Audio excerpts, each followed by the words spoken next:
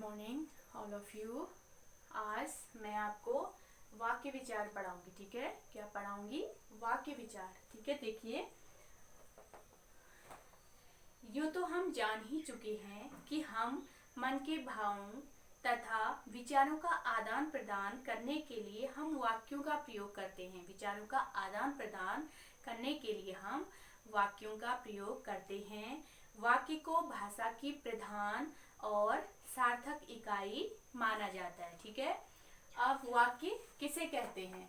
शब्दों के व्यवस्थित एवं सार्थक समूह को वाक्य कहते हैं। यानी शब्दों के व्यवस्थित एवं सार्थक समूह को वाक्य कहते हैं। जैसे हमने वाक्य बनाया है तो उसका कोई अर्थ जरूर होना चाहिए। अगर निरर्थक वाक्यों को जोड़ के आप शब्दों को जोड़ के वाक्य बनाओगे तो वो क्या होगा? निरर्थक हो जाएगा, उस वाक्य का कोई अर्थ नहीं होगा। तो हमें क्या करना है? शब्दों के व्यवस्थित एवं सार्थक समूह को वाक्य कहते हैं। शब्दों को व्यवस्थित करना है, एक अच्छे तरीके से उनको लगाना है जिससे उनका अर्थ क्या हो? सार्थक हो। ठीक है, अर्थ पूर्ण हो वाक्य। तो वाक्य के दो अंग होते हैं, उद्देश्य और विधेय। वाक्य के कितने अंग होते हैं? दो, उद्देश्य और विधेय। तो सबसे पहले आता है उद्देश्य। वाक्य में जिसके बारे में कुछ बताया जाए, वाक्य में जिसके बारे में कुछ बताया जाए उसे उद्देश्य कहते हैं। कर्ता ही उद्देश्य होता है, यानी कार्य को करने वाला जो कर्ता कहलाता है वही उद्देश्य होता है। जैसे सीता गाना गाती है, सीता करता है तो यही क्या है? उद्देश्य है। सीता ही उद्देश्य है। माँ खाना बनाती है, माँ ही क्या है? करता है, तो माँ ही उद्देश्य में आ जाएगी। तो उसके बाद है विधेय। आया समझ में? उद्देश्य क्या है? कर्ता, कर्ता ही उद्देश्य होता है। और विधेय, विधेय क्या होता है? वाक्य में उद्देश्य यानी कर्ता के विषय में जो कुछ भी कहा जाए। जैसे माँ खाना बनाती है, माँ क्या है? उद्देश्य है। खाना बनाती है क्या आ जाएगा? विधेय में आ जाएगा। यानी वाक्य में उद्देश्य यानी कर्ता के विषय में कुछ भी बताया जाए, जो कुछ भी कहा जाए तो वो विधेय कहलाता है। आया समझ में? जैसे माँ खाना बनाती है, माँ क्या है? कर्ता है। खाना बनाती है, विधेय आ जाएगा। राम गाना गाता है या सीता गाना गाती है, तो सीता क्या आ जाएगी? उद्देश्य, और गाना गाती है ये आ जाएगा विधेय में। आया समझ में? ओके। इसके बाद हम देखेंगे वाक्य के भेद। वाक्य के दो भेद होते हैं, अर्थ के आधार पर और रचना के आधार पर। एक होता है अर्थ के आधार पर, दूसरा होता है रचना के आधार पर। सबसे पहले हम पढ़ेंगे अर्थ के आधार पर। अर्थ के आधार पर वाक्य के कितने भेद होते हैं? 8 भेद होते हैं। यानी अर्थ के आधार पर वाक्य के 8 भेद होते हैं। पहला है विधानवाचक वाक्य, दूसरा है निषेधवाचक वाक्य, तीसरा है आज्ञावाचक वाक्य, चौथा है प्रश्नवाचक वाक्य, पांचवा है इच्छावाचक वाक्य, छठा है संदेहवाचक वाक्य, और सातवां है संकेतवाचक वाक्य, और आठवां है विस्मयवाचक वाक्य। ठीक है, इन शब्दों को, इन उदाहरणों को आपको समझना है। ठीक है, सबसे पहले क्या है? विधानवाचक वाक्य। देखिए, जिन वाक्यों से किसी बात अथवा कार्य के करने या होने का सामान्य कथन मात्र हो उन्हें विधानवाचक वाक्य कहते हैं। जैसे राम बहुत बीमार है, माँ खाना बना रही है, हम विद्यालय जा रहे हैं, हमें बहुत सारा कार्य करना है, हम किताब पढ़ रहे हैं, ये सारे किस में आ जाएंगे? विधानवाचक वाक्य। यानी जहाँ पे क्या होगा?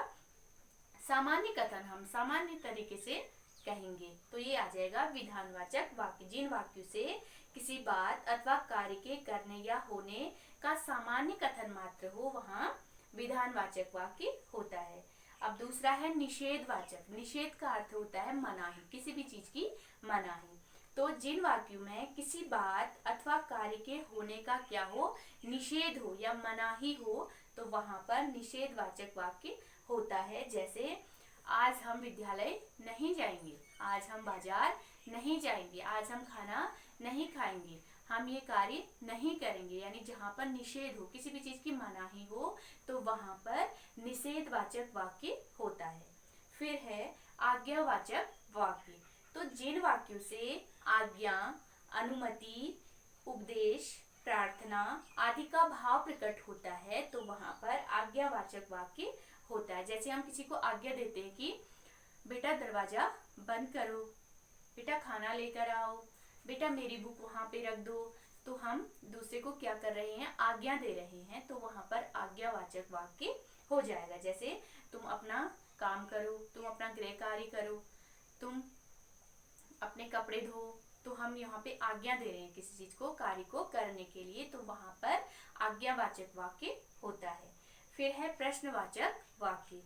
तो जिन वाक्यों से किसी प्रकार का प्रश्न पूछा जाता है, जैसे तुम कहाँ जा रहे हो, तुम क्या पढ़ रहे हो, क्या लिख रहे हो, जहाँ पे हम प्रश्न करते हैं तो वो प्रश्नवाचक वाक्य कहलाता है। फिर इच्छावाचक वाक्य है। जिन वाक्यों में इच्छा, आशीर्वाद अथवा शुभ कामना का भाव प्रकट होता है, उन्हें इच्छावाचक वाक्य कहते हैं।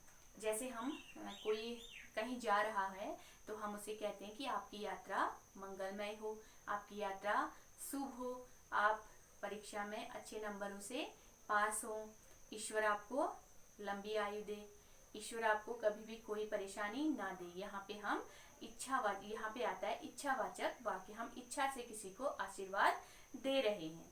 अब है संदेहवाचक वाक्य। संदेह, जिन वाक्यों से संदेह अथवा संभावना प्रकट होती है, जहाँ पर संदेह या संभावना प्रकट होती है, उन्हें संदेहवाचक वाक्य कहते हैं। जैसे शायद आज बारिश होगी, या शायद आज अध्यापिका स्कूल आएगी या नहीं आएगी, शायद, या हम अब तक वो जा चुकी होगी, अब तक उसने अपना कार्य कर लिया होगा।